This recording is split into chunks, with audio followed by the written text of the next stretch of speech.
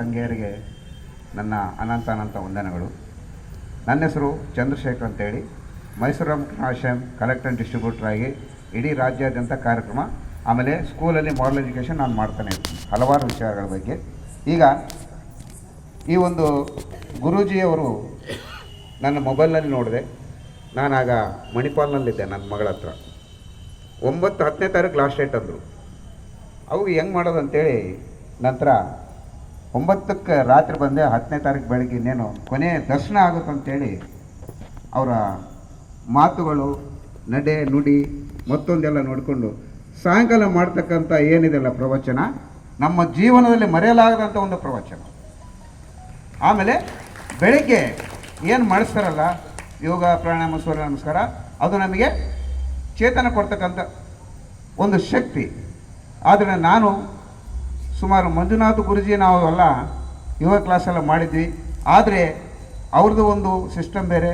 ಈ ಒಂದು ಪೂಜ್ಯ ಗುರುಗಳದ್ದೇನೈತಲ್ಲ, ಜೀವನದಲ್ಲಿ ಮರೆಯಲಾಗದಂಥ ಒಂದು ಘಟನೆಗಳನ್ನು ಮಾಡುತ್ತಾ ಕೇಳುತ್ತಾ ನನಗೆ ಕೂಡ ಇನ್ನೂ ಸ್ಫೂರ್ತಿದಾಯಕವಾಗಿ ಆಗ್ತಾಯಿದೆ. ಯಾಕಂದರೆ ಅವ್ರದ್ದು ಸಾಧನೆ ಮಾತನಾಡ್ತಾ ಇದೆ. ಸಾಧನೆ ಮಾತನಾಡಬೇಕು, ಮಾತನಾಡುವುದೇ ಸಾಧನೆ ಆಗಬಾರದು. ಸಾಧನೆ ಮಾತನಾಡಬೇಕು, ಆದರೆ ಮಾತನಾಡ್ತಾ ಇರ್ತೀವಿ, ಸಾಧನೆಯಲ್ಲಿ ಇರಲ್ಲ, ಅದು ಉಪಯೋಗಕ್ಕೆ ಬರಲ್ಲ. ಆದ್ದರಿಂದ ಸಾಧನೆ ಮನುಷ್ಯನಿಗೆ ಬಹಳ ಮುಖ್ಯ. ಆಮೇಲೆ ಇನ್ನೂ ಒಂದು ನಾನು ಪ್ರಯೋಗ ಮಾಡಿದ್ದೆ. ಒಂದು ಶಾಲೆಗೆ ಹೋಗಿ ಇವತ್ತು ನಾನು ದೇವ್ರು ತೋರಿಸ್ತೀನಿ ಅಂತ ಹೇಳ್ಬಿಟ್ಟೆ.